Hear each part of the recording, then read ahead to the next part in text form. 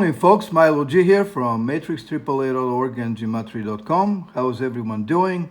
Today's the new month started September 1st, 2019. We're a group that is following a study called Gematria. As you're following our videos, you already know that. Gematria is a study developed to calculate the values of individual words and phrases. Many detailed scientific reports claim that Gematria originated first in a Syro-Babylonian Greek system of code and numerology adopted into the Jewish culture as well. And I've mentioned yesterday in my video, there are clear evidence right now that Gematria was widely used in Mesopotamia. And this is the earliest known usage of Gematria recorded on a Babylonian clay tablet, which claims that the Assyrian king Sargon II, who ruled between years 722 and 705 BC, he required the wall surrounding his palace at Horsabat to possess a perimeter of 16,283 cubits in accord with the gematria of his name. This is amazing, and I mentioned this yesterday, so the study really does make sense. It's actual proof that everything in this world here is done by the numbers according to gematria and numerology rules. So we believe that everything in life is coded, and every individual living on earth has her own coded life path. And depend on the circumstances surrounding us and our actions in life, we choose which coded life path we can take, and certain event can and cannot take place, depending on the circumstances. So let's review what we did yesterday. Actually, yesterday we won our free video. We had the run arbitrage play on the Washington Nationals and Miami Marlins that I explained in full details yesterday. I was in a hurry yesterday with the video, and I made a slight mistake. I told you that the net profit after the two bets was $39.20 and or 19.60% ROI. The actual truth is, since only the first leg of the arbitrage won yesterday, Washington Nationals beat the run line. They won the game versus Miami Marlins on August 31st, 2019, 7-0. So the actual earnings, I gave you a sample with $200. If you would have laid a $200 on leg one of the run arbitrage, your actual return is $235.20 gross. So your actual net profit was not $39.20, was at $35.20 per every $200 you wagered. So the actual return on investment was not 19.6%, was 17.6% ROI. But this is still very good for a few hours of play. As I've mentioned yesterday, I would take this every day of the week. If somebody would have told me that for a few hours I would make 17.60% ROI return investment, I would take this every day of the week. So let's review quickly what we've done yesterday. Yesterday was a slow day for us because there was some tricky bet coding in the gematria, so we warned everyone for optional betting with 50 to 75% less cost in U.S. sports. So we actually ended the day 1-1. As I mentioned yesterday, I'm going to repeat that today. We're 22-9 now, or 70.97% in winnings in all sports in the last 6 days, folks. Yesterday, I didn't play in soccer. I just did 2 plays on Major League Baseball. One in the video that won the Washington Nationals on run line on the arbitrage spread. But my second pick loss, I had the Chicago Cubs and Milwaukee Brewers going over 8 runs. And the game finished 0-2 for the Brewers. In any event, my track record for the Major League Baseball in the entire season is still great. I'm 74-44, 62.71% winners, but 21 losses or 48% with reduced wagers, 50 to 75% less. All other rest of the cappers, they didn't play. Barry, Zach, and Larry, they took the game. They took the day off yesterday because of the bet coding. Just to mention that Larry is on a 6-game winning streak currently, so.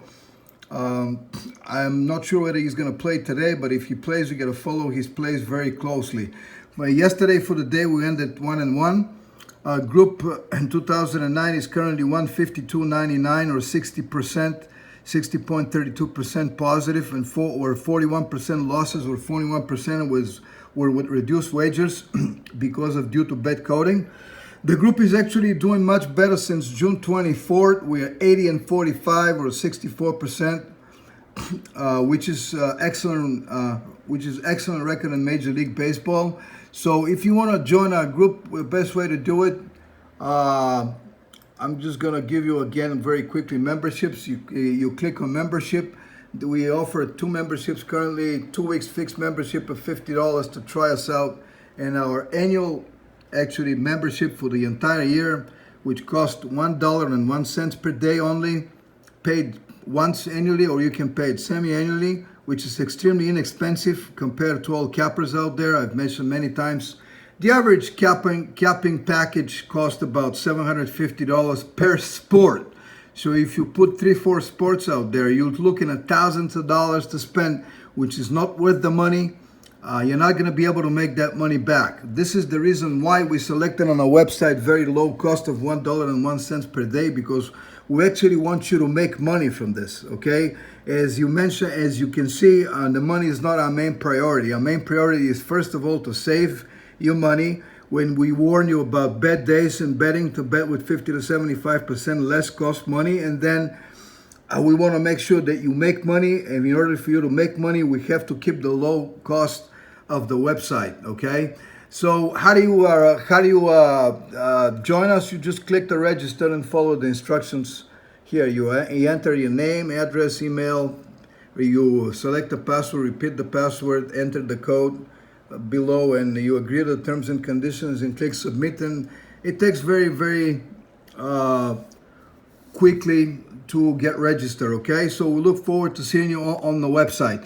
Now, let me also, because I've warned everyone yesterday, again, to stay away from the college football rig and fix point spread system, which is designed to destroy you. I'm going to run very quickly some results from yesterday to show you that I'm correct. Look at first Illinois versus Akron. Look at the final score of this. Hold on a second. I've made a mistake. I'm sorry. Look at Indiana versus Ball State. Indiana was a favorite by minus 16.5 points.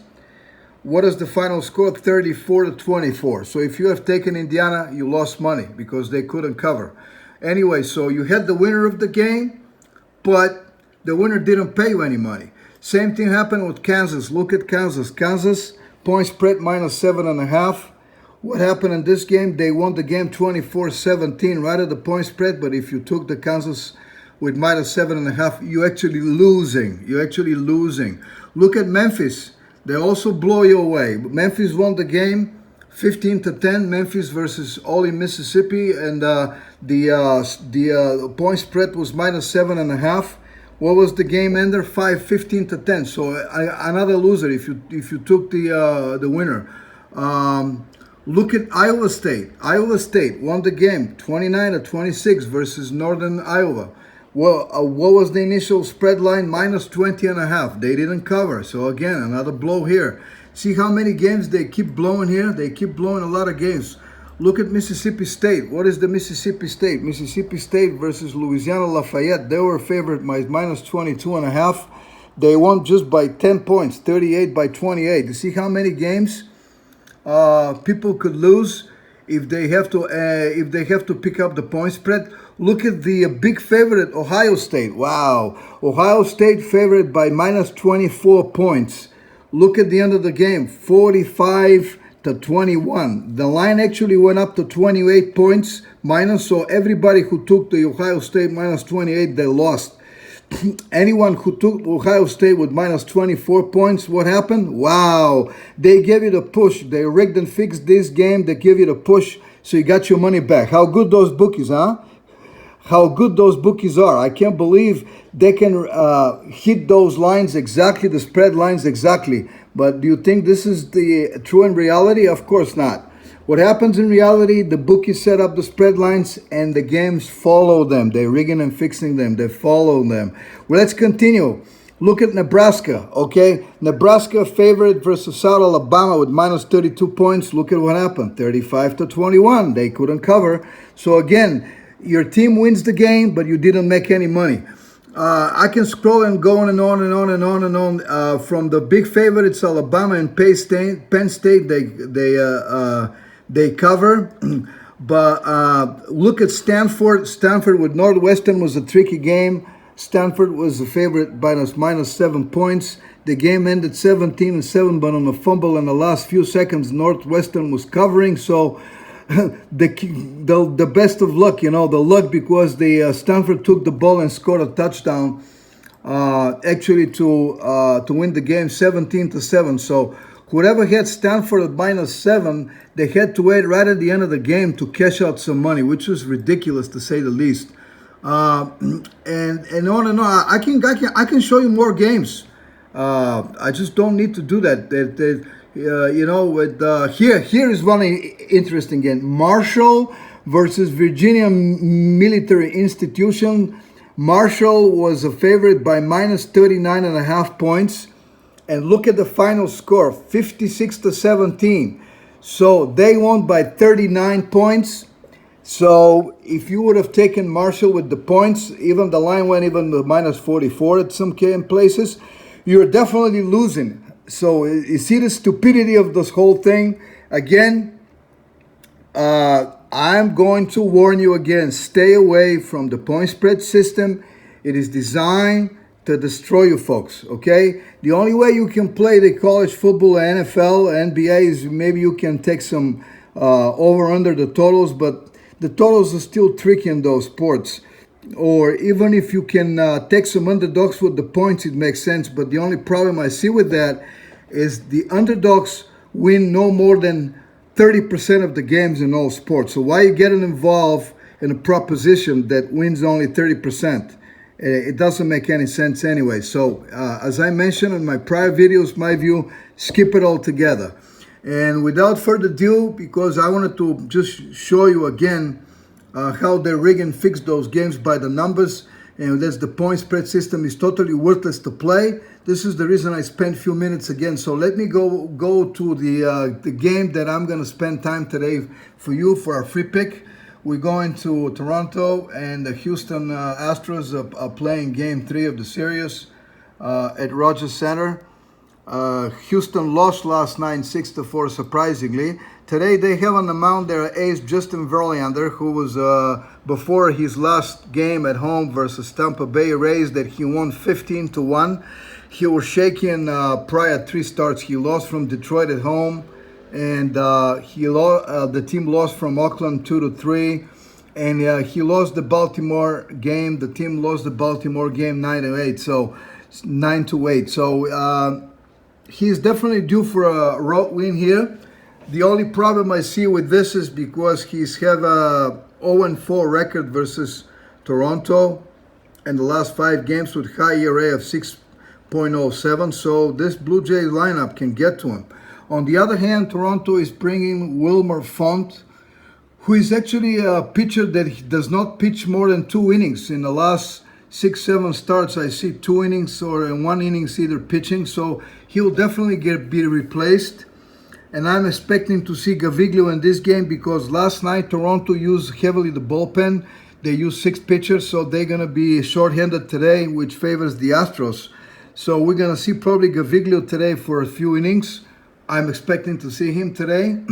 Font actually has a good numbers against Houston in the only game that he played last year. The team won 1-0. He won the game as a member of the Tampa Bay Rays 3-2. But I've run the numbers real quickly, guys. So because we're within the 14 minutes of the video, I want to keep this short. Toronto is 55-82. There are no clear numbers today. Actually, 56 is in play. 83 I didn't see in play today. Toronto at home is 27-41. Clearly, the 42 is in play today. So 28 is also in play. Houston, on the other hand, is 88-49. 50 is not in play. 89 is in play. And they are 37-32 on the road. 38-33 in play. So Toronto Blue Jays, believe it or not, they have some numbers to win today besides Houston. And taking this into account, what I propose to you guys to do is we're going to do the very same play I proposed yesterday. It's called the run arbitrage play, and I give you a sample stake. Again, I wrote sample stake twice.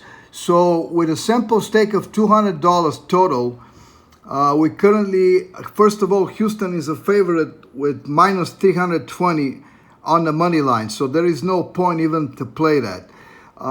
And I'm proposing the same run arbitrage play that won yesterday, but with a little bit of a difference. We are taking the edge more towards the Astros today because I'm expecting Verlander to perform well.